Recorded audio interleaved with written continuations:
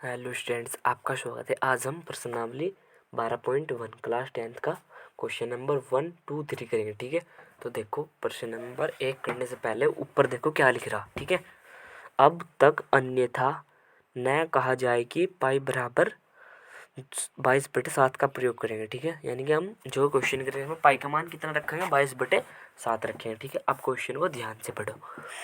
दो वर्तों की त्रिज्या क्रमशः 19 सेंटीमीटर और 9 सेंटीमीटर। ठीक है, यानी कि हमारे पास ये कोई दो वर्त है। ठीक है, पहले वाले की कितनी होगी, 9 सेंटीमीटर। ठीक है, यहाँ से लेकर यहाँ तक की त्रिज्या 9 और सेकंड वाले की 19 सेंटीमीटर। ठीक है, अब देखो आगे क्या बोल रहा। उस वर्त की त्रिज्या ज्ञात करनी, यानी कि हमें एक ऐसी वर्त की त्रिज्या ज्ञात करनी जिसकी परिधि। ठीक है, सबसे पहले परिधि का जिक्र हुआ ना, तो परिधि का सूत्र क्या होता है, यहाँ पर लिखो। परिधि परिधि का सूत्र होता है 2πr। ठीक है, ये आपको याद करना। ठीक है, एक होता है क्षेत्रफल, वर्त का क्षेत्रफल। क्षेत्रफल कितना होता है, 2π r²। ठीक है, ये क्या होता है, क्षेत्रफल। अब देखो अब आते हैं क्वेश्चन पे। वर्त की त्रिज्या क्या है, जिसकी परिधि इन दोनों वर्तों की परिधियों के योग के बराबर हो। ठीक है, सबसे पहला इन दोनों वर्तों की परिधि निकाल लो आप। दोनों पहले वर्त की परिधि कितनी होगी, 2π, इसे मान लो r1, इसको मान लो r2। ठीक है, और जो बड़ा वर्त है इसकी त्रिज्या कितनी मान लो आप, इसकी मान लो कैपिटल R। ठीक है, इतनी बात सही है। तो सबसे पहले हम लिखते हैं सबसे छोटे वाले वर्त की, यानी कि 2πr1 और प्लस में 2πr2, इन दोनों वर्तों का योग। ठीक है, किसके इसके बराबर है बड़े वाले के, तो यहाँ पर लिखो 2π, इसकी त्रिज्या कितनी मान रखी हमने, r, है ना। देखो अब इन दोनों में से हमने क्या किया, 2π कॉमन ले लिया, है ना। तो यहाँ पर लिखा 2π, इधर भी 2π, अंदर कितना बच गया, r1 प्लस के r2, है ना। और ये 2π बराबर में 2πr ऐसे रहा। इस 2π से 2π कटे, क्योंकि ये इसके बटे में आता तब भी कट जाता, यानी कि हमारे पास r का वैल्यू थी r बराबर r1 प्लस के r2। ठीक है, इन दोनों का मान पुट कर दिया। तो r का मान कितना था, r1 का मान था हमारे पास 9 सेंटीमीटर और r2 का मान था 19 सेंटीमीटर। ठीक है, यानी कि हमारी जो r की वैल्यू आएगी वह आएगी 28, है ना। तो यहाँ से यहाँ तक की कितने निकाल ली, 28। अब मैं आपको बताता हूँ। देखो उन्होंने क्वेश्चन में बोला दो वर्तों की त्रिज्या क्रमशः इतनी। ठीक है, क्रमशः 19 सेंटीमीटर और 9 सेंटीमीटर। ठीक है, तो हमें उस वर्त की त्रिज्या ज्ञात करनी, यानी कि जो हमने ज्ञात करी ना, जिसकी परिधि इन दोनों वर्त की परिधियों के योग के बराबर हो। ठीक है, यानी कि देखो इन दोनों की परिधि आ रही, पहले की परिधि और दूसरी की परिधि आ रही, इन दोनों का योग कर दिया और किसके बराबर हो, तीसरे वर्त के, यानी कि तीसरा ये रहा तीसरा, इसके बराबर कर दिया हमने। हम देखो सोल्व करके आ गया। ठीक है, ऐसे अब क्वेश्चन नंबर सेकंड करते हैं। अब आप देखो सेकंड क्वेश्चन क्या बोला, दो वर्तों की त्रिज्या क्रमशः 8 सेंटीमीटर और 6 सेंटीमीटर। ठीक है, यानी कि छोटे वाले कितनी, 6 सेंटीमीटर। ठीक है, और बड़े वाले की 8 सेंटीमीटर, इसकी कितनी होगी, 8 सेंटीमीटर। और उस वर्त की त्रिज्या ज्ञात कीजिए, यानी कि ये कोई हमारे पास वर्त है, इसकी हमको क्या ज्ञात करनी, त्रिज्या। ठीक है, जिसका क्षेत्रफल इन दोनों वर्तों के क्षेत्रफल के बराबर होगा। ठीक है, यानी कि इन दोनों के क्षेत्रफल का योग। सबसे पहले क्षेत्रफल का फॉर्मूला क्या होता है, मैंने आपको पीछे लिखा है, ये रहा, वर्त के क्षेत्रफल πr²। ठीक है, सबसे पहले छोटे वर्त होगा ना, तो इसका क्षेत्रफल का फॉर्मूला लगाओ, यानी कि πr1 का स्क्वायर। ठीक है, अब बैठेगा πr2 का स्क्वायर बराबर में होगा इसके πr का स्क्वायर। ठीक है, अब देखो आप ये लाइन मैंने लिखी कैसा, उन्होंने ध्यान से पढ़ा क्वेश्चन को। ये हमको 8 और 6 सेंटीमीटर दो वर्तों त्रिज्या दी। ठीक है, जिसका क्षेत्रफल इन दोनों वर्तों के क्षेत्रफल, यानी कि इस वाले वर्त का और इस वाले वर्त का क्षेत्रफल के योग के बराबर होगा। ठीक है, इस वाले के और इस वाले के। ठीक है, अब देखो आप हमने क्या किया, पाई तो ऐसे रखा है ना। अब आपने क्या किया, यहाँ पर पाई की जगह पर पाई का वैल्यू रख दी। ठीक है, कितनी रखी, 22/7 और r1 का स्क्वायर, r1 कितना हमारे पास 6, तो यानी कि 6 का स्क्वायर। ठीक है, और ये प्लस ये इस पाई का मान कितना, 22/7। ठीक है, और r2 का मान कितना, 8 का स्क्वायर। ठीक है, और पाई बराबर से इधर भी हमने क्या किया, पाई का मान रख दिया 22/7 इंटू में आर स्क्वायर की वैल्यू तो नहीं पता ना हमको, तो आर स्क्वायर ऐसे ही। इतनी बात क्लियर है, ठीक है। अब आगे बढ़ते हैं। 22/7 यहाँ पर भी है और 22/7 यहाँ पर ही हमने दोनों जगह से 22/7 कॉमन ले लिया, ठीक है। तो यहाँ पर बच गया 6, यानी 6 का स्क्वायर को लिख लो आप 36 डायरेक्ट ले लिया मैंने, ठीक है। और 8 का स्क्वायर 8 टी 64 क्योंकि ये वाला तो 22/7, ये दोनों तो बाहर चले गए, ये और ये वाला आपस में यहाँ पर बच गए, ठीक है। और यहाँ पर बच गया 22/7 इंटू में आर का स्क्वायर, है ना। अब आप ये देखो, इस वाले से ये वाला कैंसिल हो सकता है क्योंकि गुना में अगर इसे हम इधर ले जाओ ये ऊपर चला जाएगा, ये नीचे आएगा तब भी कैंसिल हो जाएगा, ठीक है। जैसे कि मैं आपको इधर रफली दिखा रहा हूँ करके, ये क्या हो गया, ये इसके अपोन में चले जाएगा ना।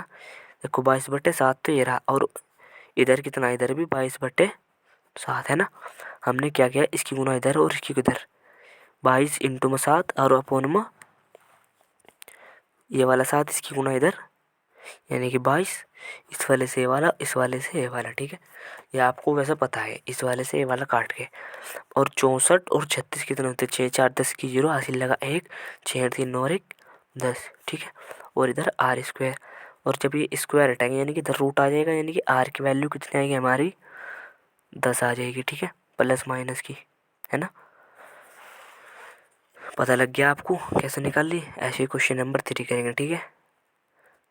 कितनी 10 सेंटीमीटर, ठीक है। क्वेश्चन नंबर 3 देखो, क्वेश्चन नंबर 3 में क्या बोल रहा, ये हमको चित्र दिया, आप ये बुक से देख लेना, ठीक है। देखो गोल्ड का व्यास, यानी कि हमारे पास गोल्ड है, इसका पूरे का व्यास कितना दिया है इन्होंने 21 सेंटीमीटर, यानी कि डी दिया हमको 21 सेंटीमीटर। और जो हमारी त्रिज्या होती है वो व्यास की क्या होती है, आधी होती है ना, यानी कि D/2, ठीक है। तो जो व्यास की त्रिज्या निकलेगी हमारी यहाँ से ये कितने निकल जाएगी 10.5, ठीक है। किसकी थी, गोल्ड का व्यास। और देखो अब आप चित्र में आ जाओ, ठीक है, ये हम चित्र में आ गए। इसकी त्रिज्या कितनी निकाल दी हमने 10.5, ठीक है। इतनी बात आपके क्लियर है, ठीक है। ये हमको दिया गोल्ड, ये रेड, ये ब्लू, ये ब्लैक और ये वाइट।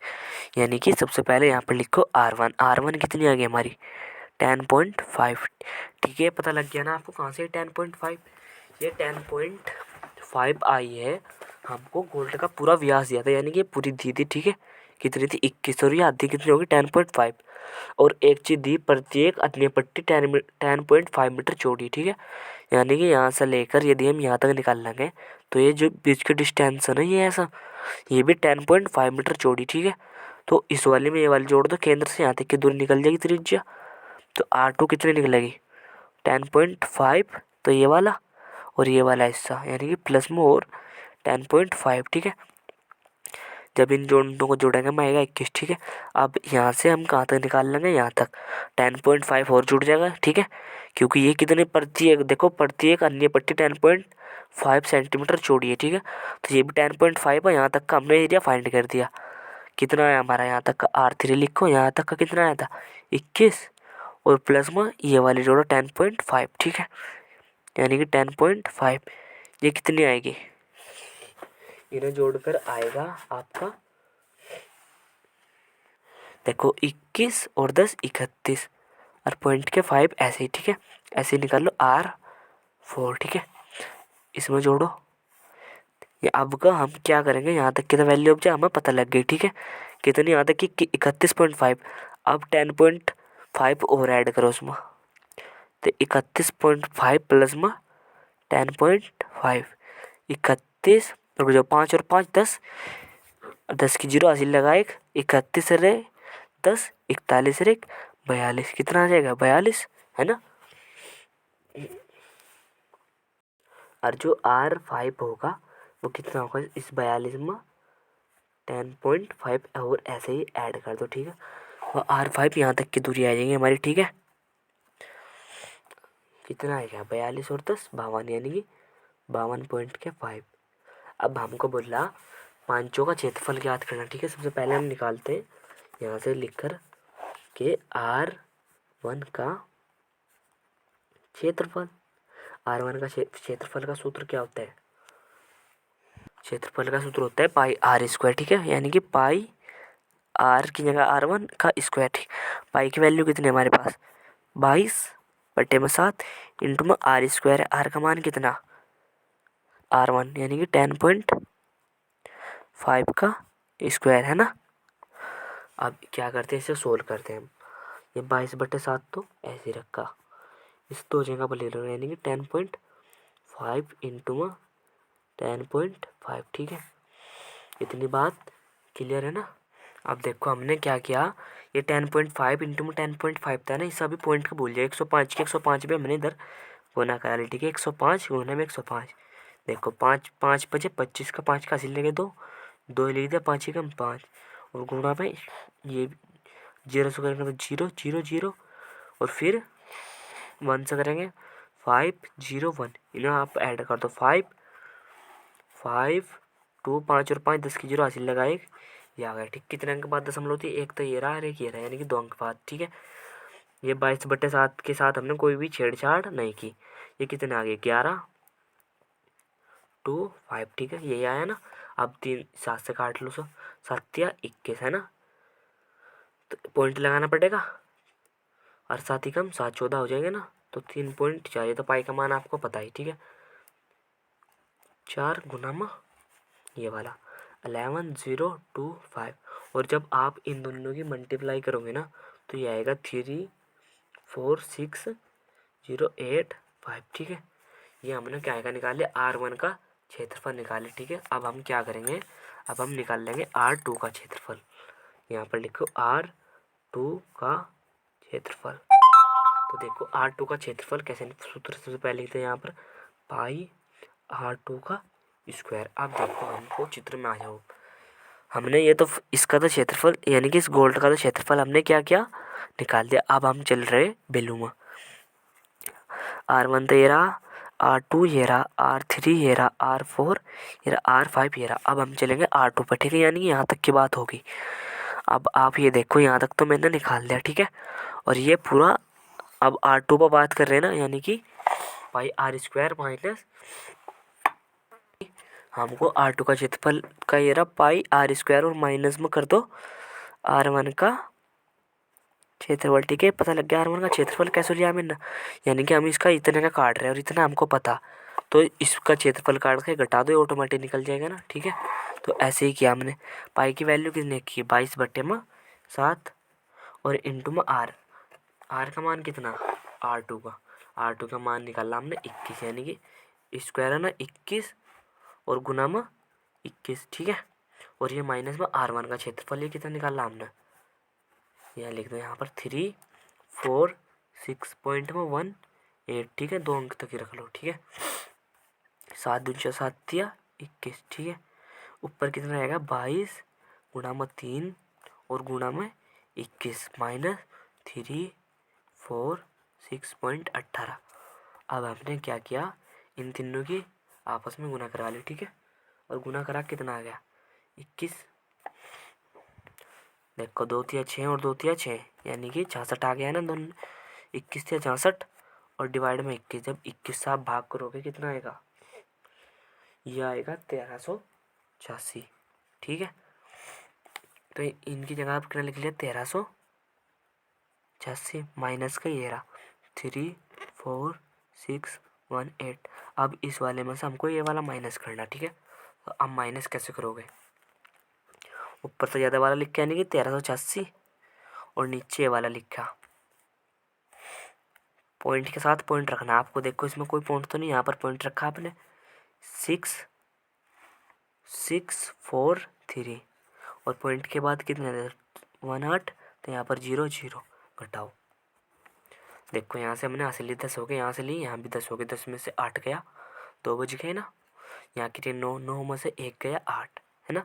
ये पॉइंट ऐसे यहाँ पर हो गए 15 15 क्योंकि हासिल लिया था, 15 में से 6 गए, 15 में से 6 जाके बचेंगे 9। ठीक है, यहाँ पर रह गए 7 7 में से 4 गए 3। ठीक है, और ये हो गए 13 13 में से 3 गए 10, यानी कि जो हमारा आंसर आएगा R2 का क्षेत्रफल ये आया इतने सेंटीमीटर। ठीक है, स्क्वायर क्षेत्रफल क्या होता है स्क्वायर, तो यहाँ पर लिखो R2 का क्षेत्रफल ऐसे R3 निकाल लेंगे। R3 में से हम R2 का माइनस कर देंगे, ठीक है। तो आगे क्या निकाल लेंगे, R3। अब ऐसे ही हम R3 का क्षेत्रफल निकाल लेंगे, ठीक है। और R4 और R5 का आपको निकालना है, ठीक है। अगर आपसे नहीं होगा तो आप कमेंट करके बता देना, मैं इससे आपका करा दूंगा, ठीक है। सेम जैसे कि हमने R3 क्षेत्रफल काट लेना हम, तो हमने क्या किया इसमें का R2 का माइनस करना। जब R4 का काट दोगे तो उसमें से R3 का, जब R5 का क्षेत्रफल निकाल लोगे ना तो उसमें R4 का माइनस कर देना, ठीक है। यदि आपसे नहीं होगा ना तो आप कमेंट सेक्शन में जाकर बता देना, मैं आपको तब क्वेश्चन करा दूंगा, ठीक है। कैसी लगी वीडियो, अच्छी लगी तो लाइक सब्सक्राइब कमेंट करना मत भूलना। Thank you for watching my video.